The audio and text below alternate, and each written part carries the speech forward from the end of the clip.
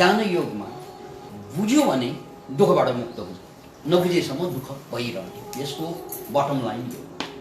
यसलाई यसरी बुझ्नु, माटो सबभन्दा तल, त्यहाँभन्दा माथि पानी, त्यहाँभन्दा माथि हावा, अनि सूर्यमाथि चम्किरहेछ त्यो आगो, र त्यहाँभन्दा माथि आकाश। यसरी सिस्टमेटिकली बुझ्दा यो पाँचवटा तत्त्वबाट हाम्रो शरीर बनेको छ।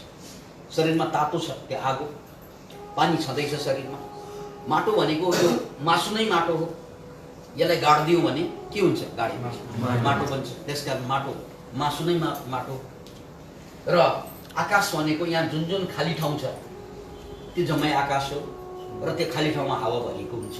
यसरी हाम्रो शरीर पनि यो पाँचवटा तत्त्वबाट बनेको छ, पञ्चतत्व। यो पञ्चतत्व बाहेक हाम्रो शरीरमा अब अरू के छ त भन्नाले ज्ञानेन्द्रिय, पाँचवटा ज्ञानेन्द्रिय, आँखा, कान, नाक, जिब्रो, छाला। यो यतै छ, टाउकोमै छ, यसलाई धेरै ठाउँमा जानु पर्दैन।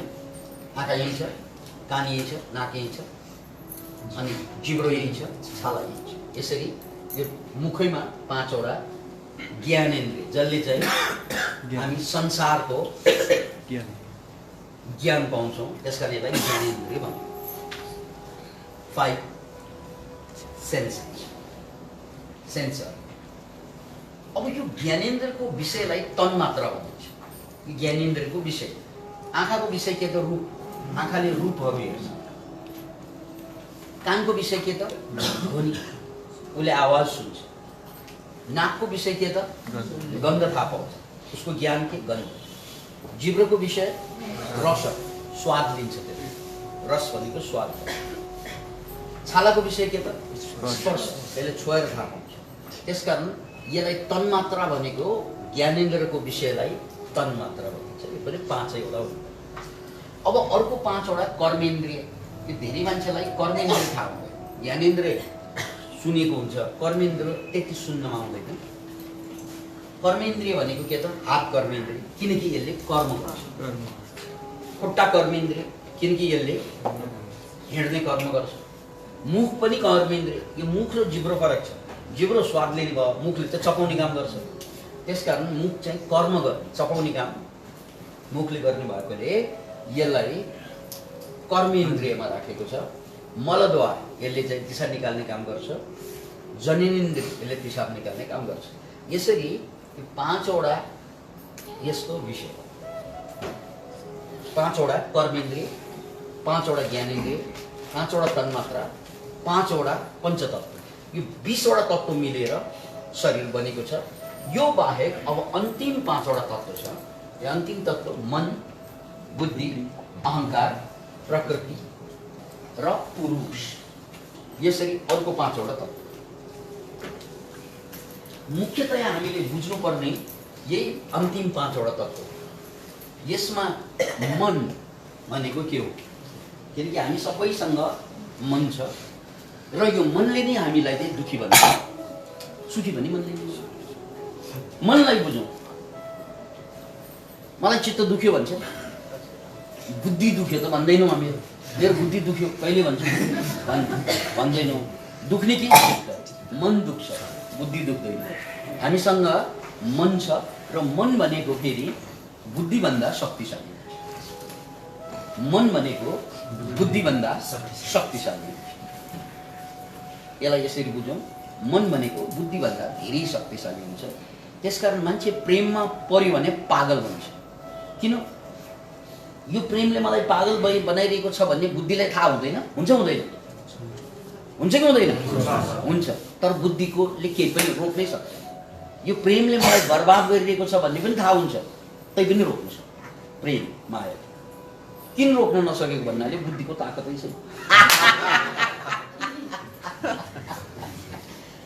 हामीले केही काम गर्न खोज्दाखेरि बुद्धिले के भन्छ, ए नगर, यो गर्नु हुँदैन भन्छ। अनि मनले के भन्छ, आज एक दिन गरेर के हुन्छ। चुरोट खाने मान्छेले यो लास्ट भन्छ, हरेकपल्ट खाँदा लास्ट भन्छ। यो लास्ट हो, अनि भोलि पनि लास्ट, भोलि पनि लास्ट। अनि बुद्धिलाई थाहा छ चुरोट खानु हुँदैन, चुरोट पिउनु हुँदैन। बुद्धिलाई त थाहा छ नि, smoking cigarette is injurious to health, अहिले त स्मोकिङ किल्स यु भनेर पनि लेखेको हुन्छ। यो बुद्धिलाई थाहा छैन, चोट खानु हुँदैन भन्ने बुद्धिलाई थाहा हुन्छ कि हुँदैन? थाहा छ। अब खाने कसले? फिलिङ्स, मन। किनकि मन शक्तिशाली हुन्छ। मन बुद्धिमाथि हाबी भयो भने बर्बाद। मन बुद्धिमाथि हाबी भयो भने यी सारा मान्छेहरू स्वतराम, धराशायी। यो खत्तम किन भयौँ हामी? किन खत्तम हुन्छ मान्छे भन्नाले बुद्धिमाथि को हाबी भयो? मन हाबी, फिलिङ्स हाबी भयो। रिसाउनु हुँदैन भन्ने थाहा छ सबैलाई। रिस उठेपछि होइन, मैले यहाँ रिसाउनु हुँदैन भन्ने त थाहा हुन्छ नि, हुन्छ हुँदैन? त्यो थाहा बुद्धिलाई थाहा हुन्छ। तर रिस उठेपछि बुद्धि कहाँ लुक्छ थाहा हुन्छ हो।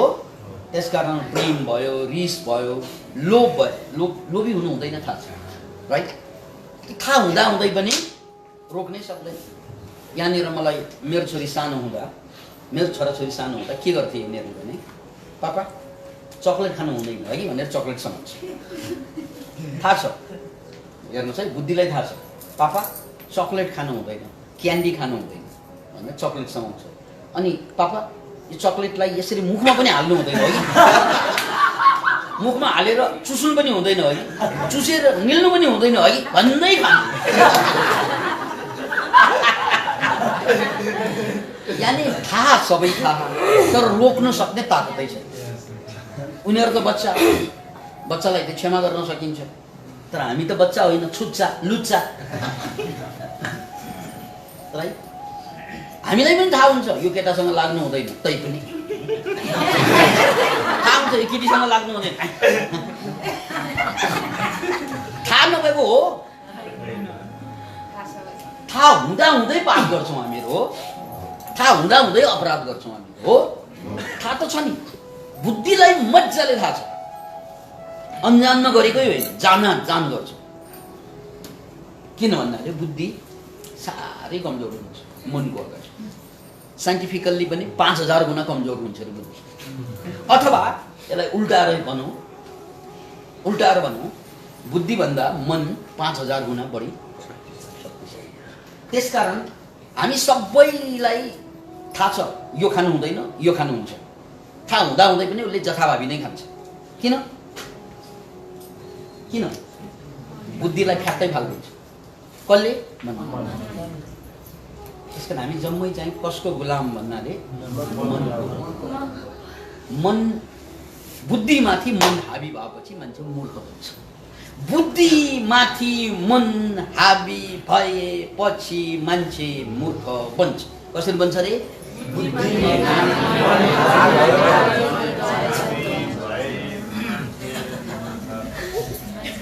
अनि संसारमा सफल मान्छेहरू छन् नि, 5% मान्छे, पावरफुल मान्छे, उनीहरू किन सफल भयो भन्नाले उनले मनमाथि बुद्धि हाबी गरिदिन्छ।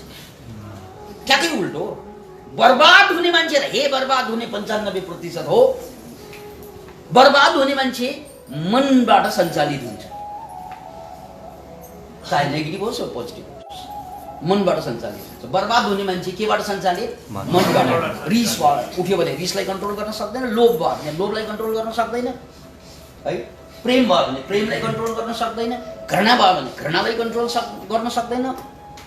अब कति मान्छे त चाहिँ शर्माउँछ, कति मान्छे लाज लाग्छ उसलाई, मैले मान्छेको अगाडि लाज लाग्नु हुँदैन, लाज लाग्यो भने मेरो काम बन्दैन, थाहा हुँदैन हुन्छ। तर त्यो लाजलाई रोक्नै सक्दैन। किन भन्दा लाज भनेको के हो? बुद्धि हो।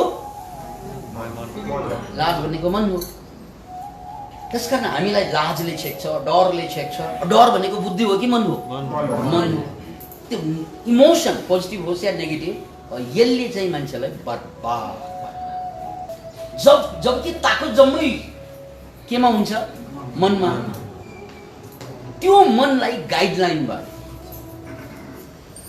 भयो भने बम जस्तै हुन्छ। बम भनेको शत्रुलाई फाल्यो भने चाहिँ युद्ध जितिन्छ शत्रुमाथि, आफैमाथि फाल्यो भने मन पनि त्यस्तै हो, बम जस्तो हुन्छ। हामीले के गर्छौँ? ट्वाङ्ग टाउकोमा हाल्छौँ आफ्नै टाउको। यो 95% मान्छे त धेरै माथि बढ्न सक्ने मान्छे हो नि, हात छ, गोडा छ, खुट्टा हात गोडा सबै छ। एक्चुअली बिल गेट्सले के भनेका थिए भने भगवान्ले तिमीहरूलाई पनि 24 घण्टा दिएको, मलाई पनि 24 घण्टा दिएको। मैले त्यो 24 घण्टाको सदुपयोग गरेर म खरानीबाट खरबपति भएँ। तिमीहरू त्यो 24 घण्टाको सदुपयोग गर्न नसकेर खरानी भयो, यानि खरानी जस्तै जिन्दगी बाँचिरहेछ। यो त 24 घण्टा तेरो पनि मेरो पनि। अब बिल गेट्ससँग जे आँखा त्यही आँखा हामीसँग, उसँग 4वटा त होइन, उनका 4 हात त होइन, उनका 4 खुट्टा त होइन, उनका 4 टाउको त होइन, हो के पनि सबै उनीहरूसँग जे छ हामीसँग पनि त्यही। तर उनी त्यो शिखरमा, हामी खरानी बराबर खालि पाइमा पीडित भएर बाँचिरहेका छौँ। किन भन्नाले यही कारणले यी मान्छेहरूले के गर्छन्, भावना फिलिङ्समाथि बुद्धिले कन्ट्रोल गर्छ। सफलताको सूत्र यही, if you really want to be successful in your life, control your emotions. Emotion किनकि कन्ट्रोल मतलब चाहिँ त्यसलाई दबाइराख्नु भनेको होइन। पोजिटिभ इमोसनलाई युज गर्नु चाहिने ठाउँमा, नेगेटिभ इमोसनलाई पनि चाहिने ठाउँमा मात्रै युज गर्ने, नचाहिने ठाउँमा चाहिँ बोझमा हालेर बस्नु। त्यो ताकत त बुद्धिलाई मात्रै हुन्छ। त्यसकारण यसलाई यसरी बुझ्नुहोस्, दुनियाँमा मान्छेलाई उठाउने र खसाउने शक्ति भनेको केमा हुन्छ, मनमा हुन्छ। त्यसकारण कृष्ण भगवानले के भन्नुभयो, मन एव मनुष्याणाम कारणम बन्ध मोक्षयो। मान्छेको बन्धन र मुक्ति दुवैको कारण मन हुन्छ। यदि कन्ट्रोल गरियो भने मन, कन्ट्रोल गरिएको मन पालिएको हात्ती जस्तो हुन्छ। कन्ट्रोलबाट बाहिर गएको मन जङ्गली हात्ती जस्तो हुन्छ। जङ्गली हात्तीले सिद्धि दिन्छ, घर बार मान्छे सबैलाई सिद्धि दिन्छ जङ्गलले। तर कन्ट्रोल गरियो भने त्यही हात्तीले फेरि घर बनाउनु सघाउँछ होइन त। काठसाठो ओसार्ने काम, सामान ओसार्ने काम पहिला त त्यही हो नि। हात्तीले ठुलो सहयोग गर्छ। त्यसकारण गाडी पनि त्यस्तै, गाडीको स्पिडले केही पनि फरक पार्दैन, जति स्पिड त्यति राम्रो। तर ब्रेक भएन भने के हुन्छ? त्यसकारण गाडीमा सबभन्दा इम्पोर्टेन्ट पार्ट के हुन्छ, ब्रेक। कति स्पिडमा जान्छ सोध्न अगाडि ब्रेक ठिक छ कि छैन सोध्नुपर्छ। किनकि स्पिडमा गएको गई भयो भने गएको गई हुन्छ। त्यसकारण त्यहाँ ब्रेक। त्यसकारण यदि मन स्पिड हो भने, यदि मन स्पिड हो भने, जीवनको स्पिड मन हो भने बुद्धि त्यसको ब्रेक। त्यसकारण यो ब्रेक जति पावरफुल हुन्छ त्यति नै मनलाई छोड्न सकिन्छ। छोड्न सकिन्छ। मनबाट स्वाद त मनैबाट आउने हो, फेरि शक्ति पनि मनैबाट आउने हो, राइट। जस्तै तपाईँले मिठो खाना बनाउनु भयो, एकदम टक्क खाना थालीमा ल्याउनु भयो, भोक पनि लागिरहेको छ, त्यो बेला त्यो खानालाई चाहिँ सट्टै छोडेर जान सक्यो भने तपाईँको मन बलियो, के अरे बुद्धि बलियो। बुद्धिले मनलाई कन्ट्रोल गर्यो, होइन लोभ लाग्यो गऱ्यो भने सब त्यही कुरा सबै। जहाँ जहाँ संयम छुट्छ नि, तरुणी देखिन्छ, तरुण देखिन्छ, पैसा देखिन्छ, पद देखिन्छ। भ्रष्टाचार हुने कारण चाहिँ त्यही भावमाथि बुद्धिले कन्ट्रोल गर्न नसकेर भ्रष्टाचार गर्ने होइन देशका मान्छेहरूले। करप्सन किन हुन्छ त भन्नाले लोभ हुन्छ। लोभ भनेको भाव, त्यसलाई बुद्धिले नियन्त्रण गर्न सकेको कुरो। बुद्धि चाहिँ फिस्ल्यो भने के हुन्छ, ओके। त्यसकारण इम्पोर्टेन्ट कुरा के भयो त भन्नाले शक्ति मनमा हुन्छ, तर त्यो शक्तिलाई चाहिँ केले काम लिनुपर्छ, बुद्धिले काम लिनुपर्छ सफल हुनु छ। र 95% मान्छे सफल दुनियाँमा नहुनुको कारण चाहिँ भावमा बग्छ, इमोसनमा बग्छ।